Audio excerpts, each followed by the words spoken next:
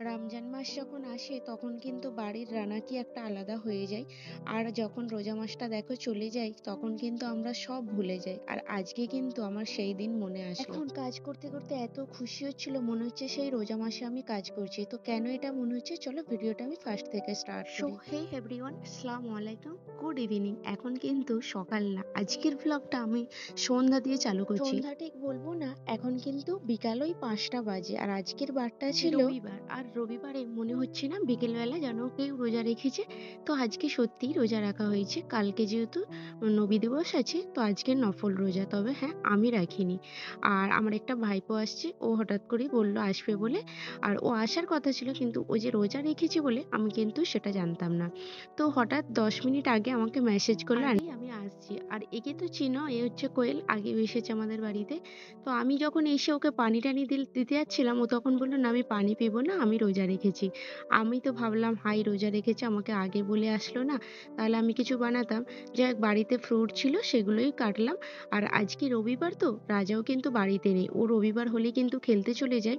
সেই জন্য ওকে যখন ফোন করলাম, ও বলছে আমার আসতে ওই 8:30 বেজে যাবে।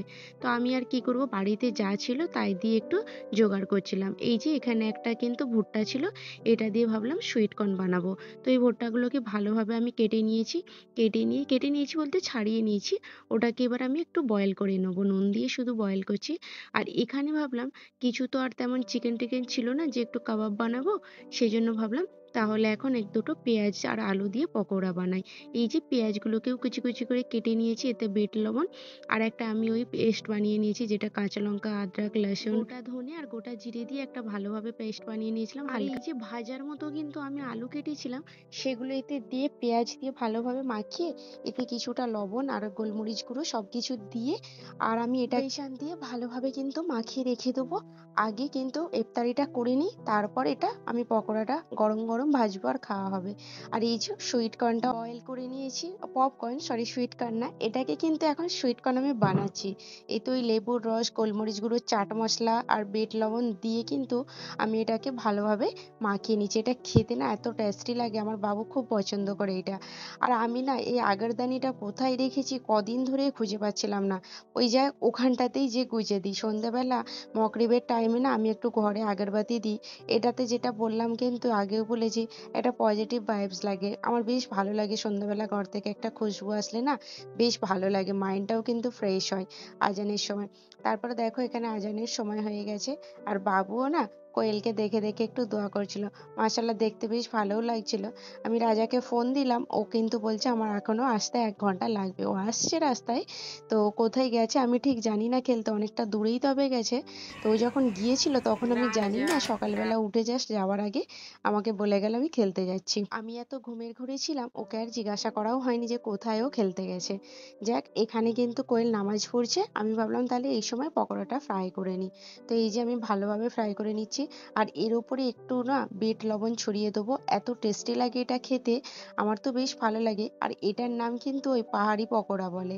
যাক, তারপর একে দিলাম, এই তো বলছে আমি আর খাবো না, এ না একদম ফ্রুটও খায় না। আর ফ্রুটগুলো তো সন্ধ্যাবেলা এত এখন খাওয়া যায় না। ওকে বললাম ওর জন্য কেটেছি, রোজা রেখেছে বলে। ও একটু একটু করে খেয়ে সব রেখে দিয়েছে, আঙ্কেল এসে খাবে। তো যাই হোক, আঙ্কেলও চলে এসেছে। তারপর কিন্তু ওকে দিলাম আঙ্কেল, আমিও আঙ্কেল বলছি। রাজা চলে এসেছে, ওকে পকোড়া কিছু ভেজে দিলাম। আমি কিন্তু তখন ফ্রাই করেছিলাম না, ঠান্ডা হয়ে যাবে বলে, সেই জন্য এখন ফ্রাই করলাম। আর চাটাও কিন্তু এখন খাচ্ছি। তার আগে কিন্তু আমি রান্না বসিয়ে দিয়েছিলাম। আর আজকের রান্নার রেসিপিগুলো না আমি আর শেয়ার করতে পারলাম না, কারণ অনেক তাড়াহুড়ো করে তো সন্ধ্যায় অত টাইম পাওয়া যাবে না বলে আমি সেই জন্য সব রান্নাই বসিয়ে দিয়েছি। আর বেডটার অবস্থা দেখেছো? বেডশিটটা না আজকে ধোবো বলে তুলেছিলাম, বাবু এখানে দেখছি এত খেলনা ছড়িয়েছে। যাই হোক, রান্না করতে করতেই কিন্তু আমি এই বেডশিটটা চেঞ্জ করলাম। বেডশিটটা ধোবো না ভেবেছিলাম, বাবু না 1 গ্লাস আজকে পানি উল্টে দিয়েছে, সেই জন্য ভাবলাম কালকে তো নবী দিবস, তাহলে চেঞ্জ করে একদম ভালোভাবে কিন্তু একটা ধোয়া বেডশিট বিছাই। তো দেখো আমি কিন্তু এখানে ভালোভাবে, আর এই বেডশিটটা না ইলাস্টিকওয়ালা না, ইলাস্টিকওয়ালাটা হলে একটু আমার পরাতে সুবিধা হয়। যেহেতু না আমাদের এই গদিটা এত ভারী, আমি চাগাতেই পারি না, সেই জন্য খুব একটু কষ্ট আছে। ওই জন্য বারবার না রাজা যখন থাকে তখনই আমি কিন্তু চেঞ্জ করি। তারপর এখানে এই যে রান্না করতে চলে এসেছি, আর আমার কিন্তু ২-৩ টে রান্না অলরেডি হয়ে গেছে। আমি বললাম যে রান্নার রেসিপি কিন্তু আর শেয়ার করতে পারলাম না। আর এটা না আমি বড ফ্রাই করছি। বড ফ্রাইটা বেশ আমাদের ভালো লাগে। সেইজন্য আমি আর জানতাম না যে কোয়েল ফের বড ফ্রাই খায় না বলে। সেইজন্য ফের রাজাকে ফোন দিলাম যে একটু আসার সময় যেন চিকেন ফ্রাই নিয়ে আসে। হ্যাঁ, তো ও বলছে আমি খাই কিন্তু আমার এতটাও ভালো লাগে না। অনেকদিন খাই না তো সেইজন্য খাওয়ার আদতটা ছেড়ে গেছে। তারপরে এই যে আমি ডাল করে নিয়েছিলাম, ডালটাও একটু তড়কা দিয়ে দিলাম। তারপর এখন আমি বাসনগুলো ধোবো, সেজন্য ভাবলাম সবকিছু কিন্তু অন্য কিছু পাত্রেতে সব ঢেলে রেখে দিই। আমার না এই খাওয়া-দাওয়া করে একগাদা বাসন ধুতে বেশ বিরক্ত লাগে। সেইজন্য আমি রান্না করি না, সবগুলো চেঞ্জ করে রেখে দিই। যেহেতু মাইক্রো ওভেনে দিলে গরম হয়ে যাবে, সেইজন্য ভাবলাম সব চেঞ্জ করে সব কড়া-টড়াগুলো ধুয়ে নিই। এইগুলোতেই কিন্তু খাওয়ার সময় নিয়ে চলে যাবো, খাওয়া হয়ে যাবে। তারপর এই যে বাসনগুলো ছিল সব ধুয়ে নিচ্ছি।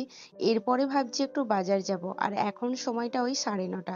যেহেতু আমাদের খেতে একটু লেট হয়, তো 9:30 না এমন কোনো ব্যাপার না আমাদের জন্য। তো আমাদের ওই রাত্রি 11টা পর্যন্তও রান্না হলে কোনো ব্যাপার না। যেহেতু রাত্রিতে রাজা লেট করে আসে, সেইজন্য লেট করে খাওয়াটাও আদাত আছে। বাসন-টাসনগুলো ধোয়া হয়ে গেছে, আমার রান্নাগুলোও কমপ্লিট। আর আমি তারপর কিন্তু ভাতটা বসালাম গরম গরম থাকবে বলে। আর এখানে না আমি আধা লিটার দুধ গরম করে নিয়েছি। সেটাতে এই যে টক দই 1 চামচ দিয়ে আমি কিন্তু দই বসাবো।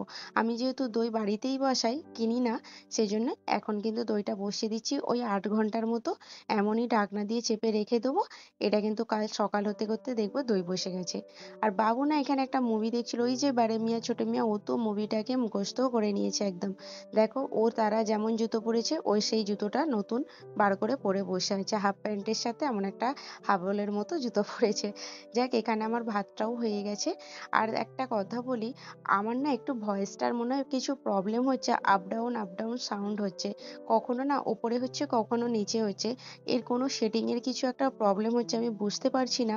সারাদিনটা না ওই সেটিংটা আমি ঠিক করার চেষ্টা করছি। বুঝতে পারছি না কোথায় থেকে এইটা প্রবলেম হচ্ছে।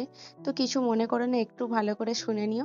কারণ আমি নিজেই বুঝতে পারছি সাউন্ডটা একবার জোরে একবার আস্তে হচ্ছে। তো আমি কি প্রবলেম হচ্ছে জানি না। মনে হচ্ছে ফোনটাই আমার কিছু প্রবলেম করেছে। দোকানে নিয়ে যেতে হবে। তারপর এই যে রান্না করে চলে আসলাম। আর বাবুর রাগ হয়েছে।